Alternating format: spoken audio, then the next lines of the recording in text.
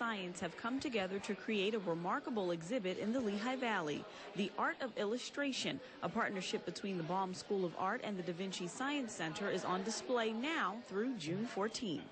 It started, it was a 15-week project in collaboration with the Baum School of Art and the Da Vinci Center.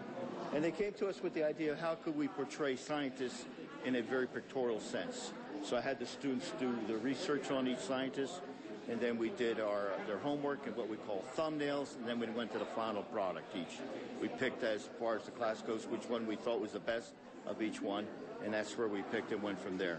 So it was a pretty elaborate process to do this. The works on display here were created with different mediums, and the subjects were assigned to students through a drawing. This means everyone who participated researched their subject extensively before creating their displays. That was the whole idea here, to show a graphic, simple way of showing what the scientists accomplished in their lifetime. And that was the tricky part of the whole project, really, to get that to represent them symbolically. In doing research for the picture, I found out he was really a Renaissance man, much like Leonardo da Vinci. So it's kind of cool that I could bring him here, because they were both like multi-talented in many different fields. This is a picture of Jeff Hahn. Jeff Hahn was the inventor of the multi-touch screen, popularized by the iPod Touch products, the iPhone.